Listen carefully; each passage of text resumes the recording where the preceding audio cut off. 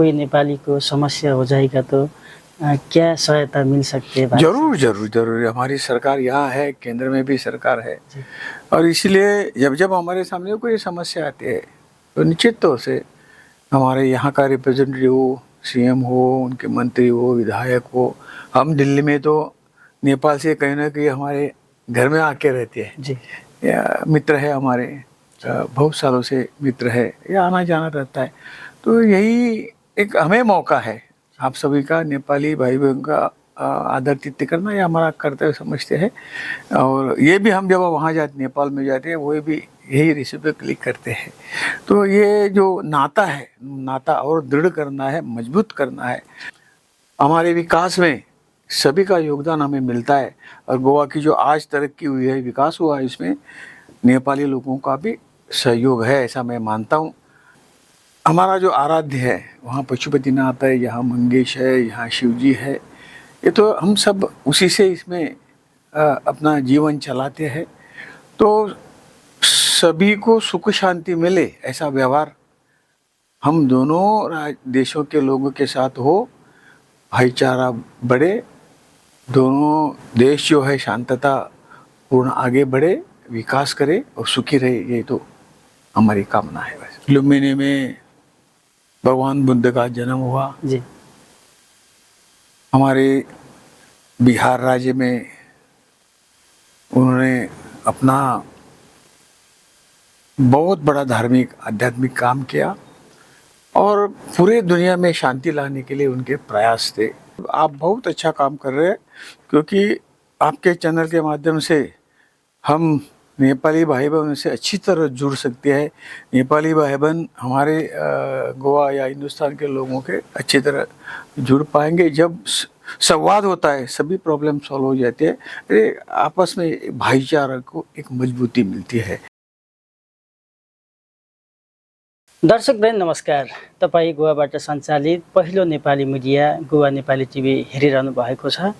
आज म भारत सरकारका मन्त्री आदरणीय व्यक्तित्व श्री श्रीपद नायकजीसँग छु। उहाँको अफिसमै आएर प्रवासी बहस पहिलो भाग हेरिसक्नु भएको छ र दोस्रो भाग आज उहाँसँग अन्तर्वार्ता लिँदैछु। नेपाल भारतको सम्बन्ध र सहर पशुपतिनाथ जानु भएको छ, उहाँको अनुभव र नेपालीलाई उहाँले कस्तो नजरमा हेर्नुहुन्छ, नेपालीलाई कति माया गर्नुहुन्छ, के छ कस्तो छ, यो विषयमा म कुरा गर्नेछु। आउनुहोस् उहाँलाई स्वागत गरौँ। नमस्ते। नमस्कार। नमस्कार। आपका गोवा नेपाली टीवी में र समस्त जितना भी भारत में नेपाली है उनका तरफ से आपको बहुत बहुत स्वागत है।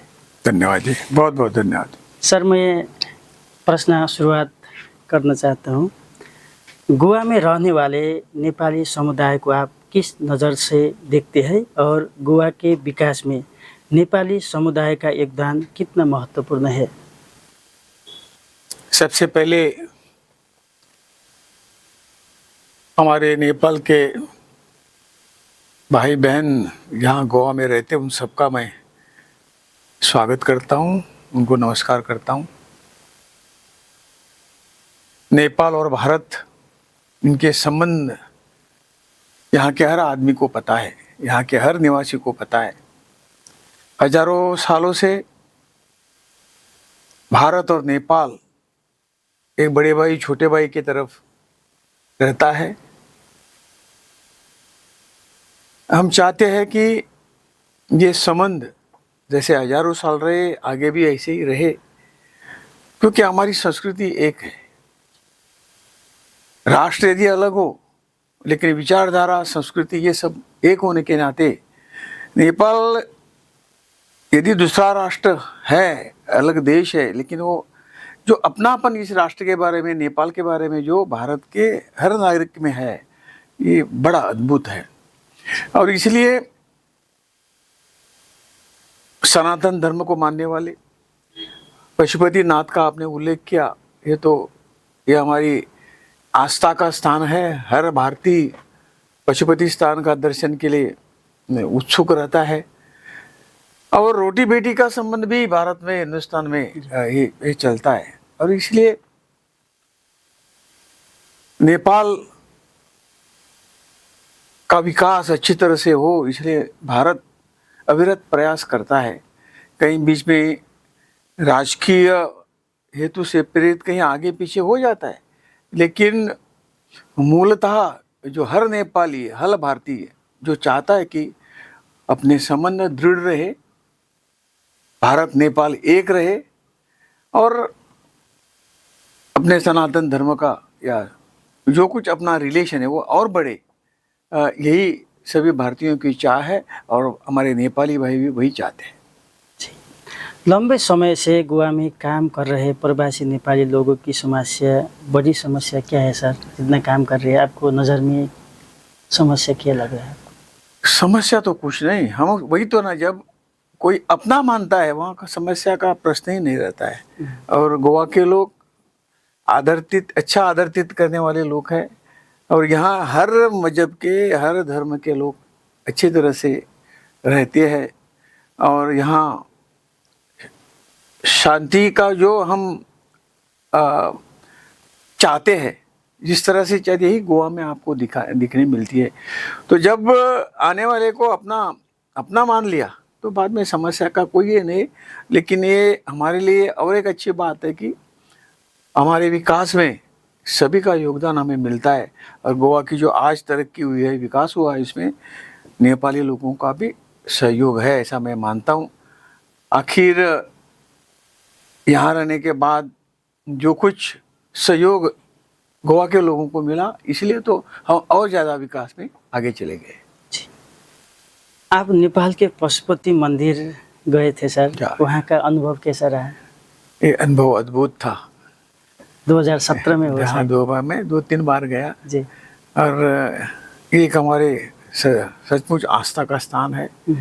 वहाँ जाने के बाद सब कुछ भूल जाते हैं। उनका दर्शन मिलने के बाद जो पवित्रता, जो भाव मन में उमड़ आता है, ये तो उनके आशीर्वाद मिलते हैं। वहाँ हमने देखा, वहाँ के जो लोग हैं, वहाँ के जो पंडित जी है, जब हम मंत्री होते हुए भी 1-2 बार गए, ऐसे MP होते हुए भी 1-2 बार गए और इंडिविजुअल भी 1 बार गए, तो जिस तरह से उन्होंने हमारा जो कुछ स्वागत किया, अभिषेक करवा के ले लिया, पूजा करवा के ले ली और सब कुछ किया, ये बहुत मन प्रसन्न हुआ और हमारी जो आस्था थी और आस्था उसमें से बढ़ गई है।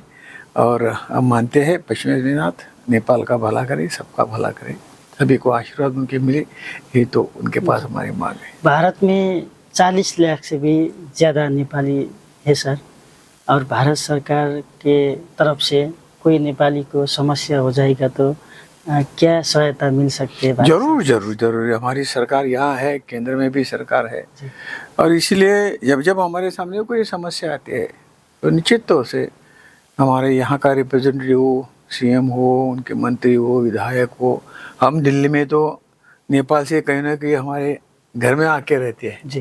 या मित्र है हमारे, बहुत सालों से मित्र है, या आना जाना रहता है। तो यही एक हमें मौका है आप सभी का, नेपाली भाई बहन का आदर-तिथ्य करना, ये हमारा कर्तव्य समझते हैं। और ये भी हम जब वहाँ जाते, नेपाल में जाते हैं, वो भी यही रेसिपी क्लिक करते हैं। तो ये जो नाता है, नाता और दृढ़ करना है, मजबूत करना है, ताकि वो दोनों राष्ट्रों का जो विकास हो या आपस में जो कुछ ये हो, ये मजबूत रहे, ये उसके पीछे राज है।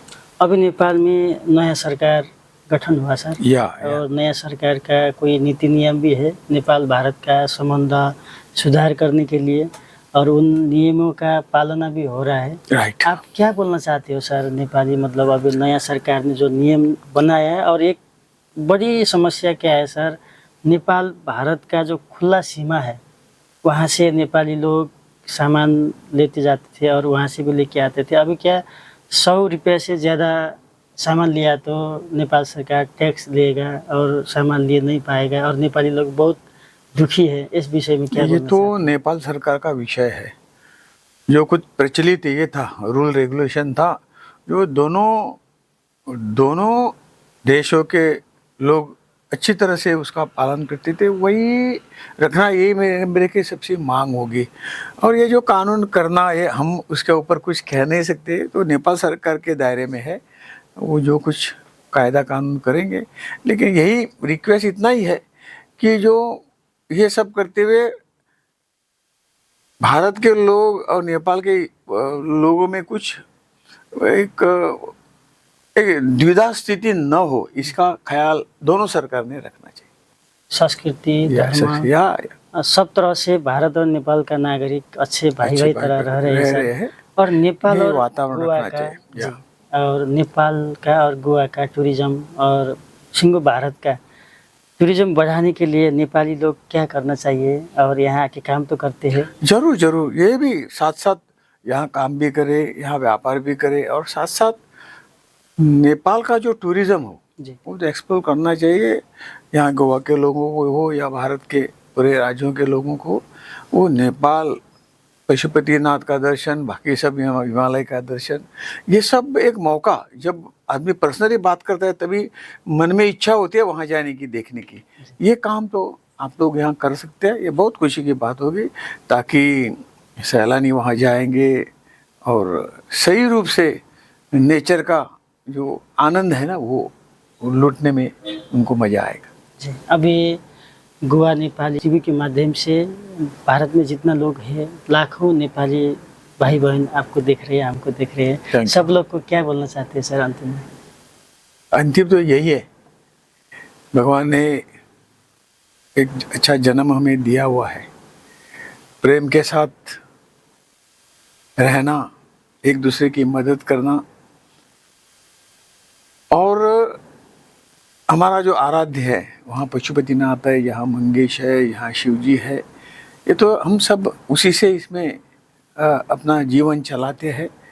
तो सभी को सुख शांति मिले ऐसा व्यवहार हम दोनों देशों के लोगों के साथ हो, भाईचारा बढ़े, दोनों देश जो है शांतता पूर्ण आगे बढ़े, विकास करे और सुखी रहे, ये तो हमारी कामना है। वैसे सर एक बड़ी बात है जी, गौतम बुद्ध जो नेपाल में जन्म हुआ था और जी। भगवान बुद्ध को सब मानते हैं, गौतम बुद्ध का बारे में आप क्या बोलना चाहते हैं, जरा बता दीजिए।